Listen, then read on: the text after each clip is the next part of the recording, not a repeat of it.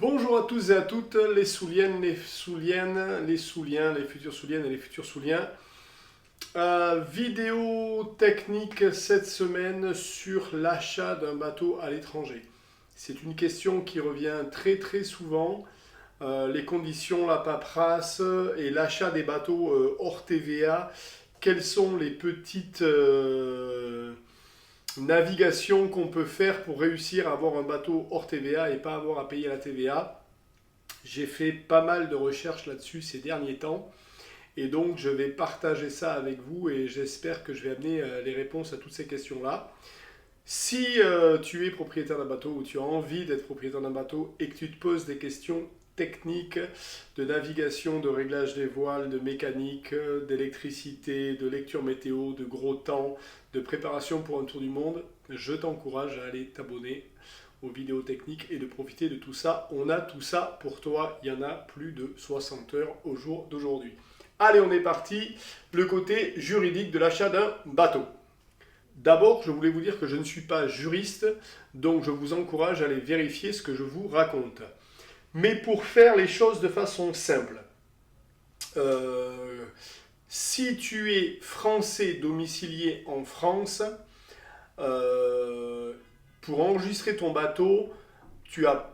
Alors, il y a la solution belge que je ne maîtrise pas du tout, mais normalement, si tu achètes un bateau n'importe où dans le monde, à partir du moment où c'est une construction qui est conforme européenne, donc avec le papier à remplir, que tu as l'acte de vente du bateau et que tu peux fournir une pièce d'identité, une adresse en France, avec ça, normalement, tu prends tous ces documents, tu les mets dans l'enveloppe, tu les envoies aux affaires maritimes et ils t'immatriculent le bateau. C'est pas plus compliqué que ça. Là où ça devient compliqué, c'est si vous êtes un itinérant des mers et que vous n'avez pas d'adresse, ce qui est mon cas. Donc là, il va falloir que vous vous mettiez domicilié chez quelqu'un pour avoir ça. Et la deuxième cas qui devient, même si le bateau, le cas qui vient après, c'est j'achète un bateau hors TVA, pas en France, mais quelque part en Europe. Je décide de ne jamais rapatrier ce bateau en France. Est-ce que je dois payer la TVA? Oui, j'ai posé la question directement aux affaires maritimes il y a quelques temps, puisque quand j'avais acheté Sol, j'avais aussi en vue un bateau qui était en Croatie et la TVA n'était pas payée. Et je leur ai dit, moi je vais l'acheter en Croatie, mais je ne vais jamais rentrer en France, hein, puisque je ne vais pas l'importer. Dès que j'ai acheté ce bateau, je sors de l'Union Européenne, donc j'étais prêt à partir le long des côtes marocaines et tunisiennes. Et après naviguer, et j'ai dit, est-ce que je peux le prendre en hors TVA et payer la TVA une fois que je serai, si jamais un jour je rentre en Europe, qu'il y ait un dû. Ils m'ont dit non, absolument pas. Donc ça, il faut le savoir. Par contre, je viens de lever un lièvre là il y a quelques temps. Alors pour ceux qui ne savent pas, je fais pas mal de recherches en ce moment. Il faut savoir que n'importe quelle personne de n'importe quel pays peut immatriculer un bateau en Malaisie sans en être résident, sans jamais y avoir mis les pieds et sans aucune condition. Les documents pour enregistrer le bateau sont trouvables si vous cliquez sur internet, vous allez Register a Boat in Malaysia, vous allez trouver ça en anglais. Je peux vous mettre en contact avec un broker local qui s'occupe de ça. L'enregistrement du bateau coûte grosso modo 500 balles. Donc, et c'est un enregistrement à l'année. À savoir qu'une fois que vous avez les papiers à votre nom et que vous avez le pavillon malaisien, il n'y a personne qui va les vérifier que le papier est bien encore dans la date. Il n'y a que les Malaisiens qui savent que vous n'êtes pas à jour. Donc si vous pouvez le faire que pour un an et 5 ans plus tard, si vous décidez de vendre votre bateau, ben, vous refaites le travail et vous avez les papiers à jour pour vendre le bateau. La deuxième chose qui est plus compliquée, si vous êtes en Malaisie et que vous voulez un MMSI, donc l'enregistrement du MMSI ne peut se faire que si vous prenez donc un enregistrement sur 5 ans et que vous payez donc l'enregistrement sur 5 ans, ils vous font le MMSI sur 5 ans. Ça coûte à peu près 1500 euros pour 5 ans d'enregistrement avec le MMSI. Donc tu te dis que si tu achètes, on va dire, un 40 ou un 45 pieds, on va prendre un chiffre, 50 000 balles hors TVA, donc tu aurais 20% de TVA à payer en France, ça ferait 10 000 euros. Pour 1500 euros, tu l'as enregistré en Malaisie et c'est valable 5 ans. Donc pour 3000 euros 10, tu fais le calcul, tu auras revendu ton bateau, que tu auras largement économisé le prix de la TVA. Donc ça, c'est quand même pas mal de ce côté-là. La question qui se pose souvent et sur laquelle il y a une espèce de flou artistique, mais moi, pour avoir navigué sur pas mal de bateaux qui étaient sous pas mal de pavillons, et normalement, vous avez le devoir d'avoir l'armement qui correspond au pays dans lequel le bateau est enregistré. Ce qui veut dire que nous, en tant que Français, on a le devoir d'avoir l'armement à bord, donc en sécurité, qui correspond aux recommandations françaises. Les Espagnols n'ont pas le même que nous, c'est beaucoup plus dur, par exemple, au niveau de l'armement en Espagne, etc., etc. Pour la bonne et simple raison que votre bateau, c'est un acte de francisation. Francisation, ça veut dire que c'est une part de la France, donc c'est une part du territoire français qui se promène dans les eaux à l'étranger. Donc à partir de là, vous devez être sous la réglementation française. Une autre chose sur laquelle vous pouvez jouer, je ne le fais pas, mais l'histoire du radeau de survie. Il faut savoir que le radeau de survie n'est obligatoire qu'à partir d'une certaine distance des côtes. Donc tant que vous faites du côtier, il n'est pas obligatoire. Et il faut savoir que vous n'aurez jamais un contrôle de votre radeau de survie par quelques, comment dirais-je,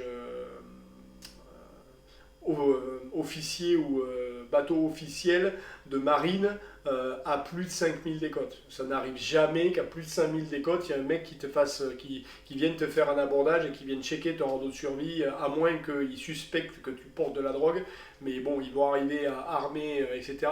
Moi, la seule fois de ma vie où j'ai vu où je me suis fait aborder en mer par une vedette rapide, c'était au large du Portugal, après le Cap Finistère d'ailleurs. J'étais sur un Oyster 65 et ils ont essayé de nous faire payer une taxe qui n'existait pas, donc j'ai refusé. Ils nous ont demandé d'aller rejoindre la première marina de façon immédiate et qu'on allait gérer ça à la marina. Et quand on est arrivé à la marina quelques heures plus tard, j'ai été voir le commandant de port qui m'a dit je ne suis pas au courant. Et là, on a appelé les Coast Guard. Et les Coast Guard, ah oui, mais non, ils sont venus. Bon, ils ont vérifié mon radeau de survie, mes trucs. J'ai dit non, mais il y a un mec là qui a essayé de nous escroquer. Hop, ils ont étouffé l'affaire et nous ont laissé partir. Donc voilà, c'est la seule fois où ça a été le cas. Ils ont essayé de prendre un bac chiche, comme on dit. Voilà, ils ont vu un beau bateau, ils sont montés à bord. Et moi, le bateau, forcément, un Oyster 9, je savais qu'il avait l'armement de sécurité qui était à jour. Donc on était à jour, il était hors de une question que je paye une taxe pour naviguer dans les eaux portugaises, sachant que ça fait partie de l'Europe. Donc c'est la seule fois où j'ai eu où j'étais abordé en mer. Donc voilà, les radeaux de survie, c'est toujours cette espèce de choses-là. Une deuxième chose sur laquelle je voulais vous parler, on ne sait pas vraiment avec l'enregistrement du bateau, mais c'est intéressant de le savoir. On a nos amis des Saintes et de la Guadeloupe, mais ça se passe qu'en France, qui sont en train de faire du zèle. Alors il faut savoir que j'ai pas la distance exacte en tête, mais que votre annexe, même si elle a un moteur supérieur au minima demandé, alors je ne sais plus combien c'est, mais bon, disons que vous avez un 10 chevaux dessus, vous n'avez pas le permis bateau moteur puisque c'est l'annexe de votre bateau. Donc il y a deux choses qu'il faut faire. Premièrement, il faut qu'elle ait sur elle marqué de façon officielle qu'elle appartient à tel bateau. Donc en anglais, c'est marqué T/T et le nom du bateau. Tender to, donc annexe 2, voilier sol. Donc Sailing Vessel, SV Sol. C'est ce qu'il faut avoir. Donc si vous naviguez beaucoup, mettez-le en anglais, comme ça tout le monde le comprendra. Sinon, mettez-le en français, c'est pas très grave. Et il faut savoir que cette annexe, normalement, vous ne pouvez pas vous en servir pour partir à 5000 à la pêche. Je crois que le rayon, alors là, j'ai pas le chiffre en tête, allez vérifier, je crois que c'est 1 ou 2000 du bateau grand maximum. Donc si vous êtes à plus d'1000 ou plus de 2000 du bateau, qu'est-ce qu'ils sont en train de faire régulièrement aux Saintes? Ils arrêtent les mecs avec les annexes, ils disent monsieur, il est où votre bateau, monsieur? Là-bas? Ah ben vous avez votre permis bateau? Non, vous l'avez pas? Ah, il dit mais non, mais c'est l'annexe de mon bateau. Ah oui, mais là vous êtes au-delà de la distance autorisée, donc là c'est un bateau à part entière, et pour ce bateau à part entière, vous avez besoin du permis donc de la carte mère ou du permis bateau, voilà, et donc ils font chier les plaisanciers pour aller gratter des... Voilà. Donc, je ne l'ai pas vécu de moi-même, donc je ne vais pas, comment dirais-je, en parler plus que ça, mais je l'ai lu pas mal sur pas mal de réseaux sociaux. Et donc, je présume que les gens qui ont posté ça, ce n'était pas, voilà, c'était pas sans raison. Voilà pour les immatriculations de bateaux. Donc, oui, pour faire simple, tant que vous êtes français, vous pouvez immatriculer en France à partir du moment où vous achetez un bateau d'occasion où la TVA a été payée, même si vous l'achetez à l'étranger, à partir du moment où voilà, ça sort d'un gros chantier, vous ne posez pas de questions, ça va passer, quoi. Tu vois, tu achètes un Lagoon aux États-Unis, tu ne te poses pas de problème. Par contre, tu vas payer une taxe d'importation parce que là, tu es hors Europe et il faudra payer la TVA, même si la TVA a été payée aux États-Unis. Voilà, tant que c'est intracommunautaire, ça se passe très bien. Et à partir du moment où tu es extra-communautaire, rentrent les problèmes de TVA. Et là, les problèmes de TVA, je vous donne la solution avec la Malaisie. L'armement donc, dépend du pays sur lequel vous allez immatriculer le bateau. Il n'y a pas plus de choses à voir avec ça.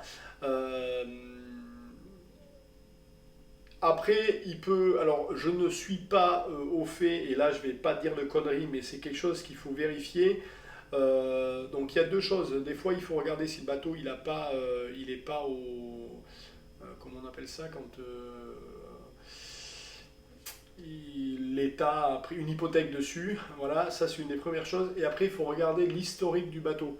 Ce que vous pouvez aussi avoir, c'est un bateau français, enfin, sous pavillon européen, qui a été vendu à un mec qui est en République dominicaine, donc il est passé hors Europe.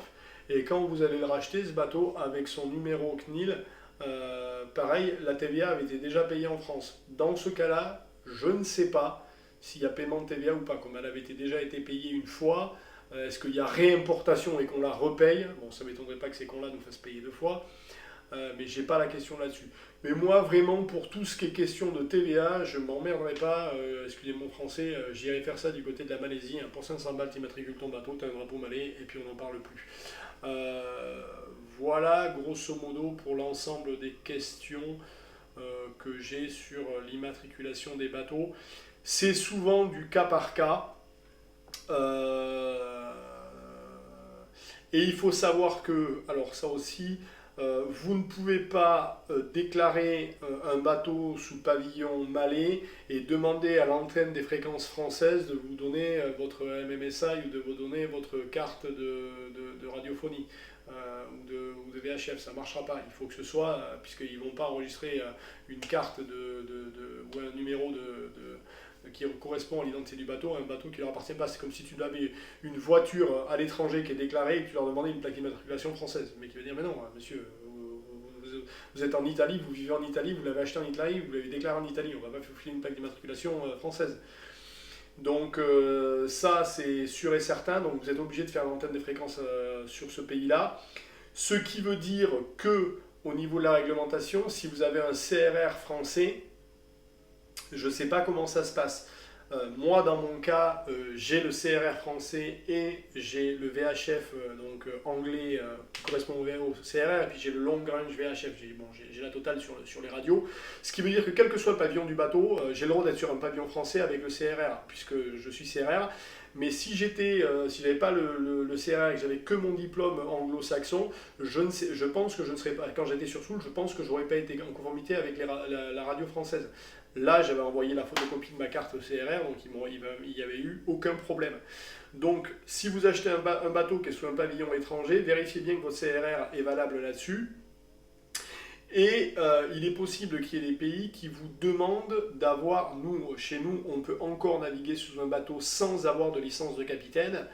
Donc n'importe qui achète un voilier à partir du moment où la propulsion principale est reconnue comme la voile, il n'y a pas de permis. La seule chose qu'on demande, c'est d'avoir la carte VHF.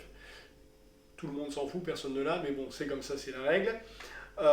Sachez qu'à l'étranger, c'est pas toujours le cas. À l'étranger, pour acheter un voilier, il y a des pays dans lesquels on te demande d'avoir au moins ce qu'on appelle le day skipper.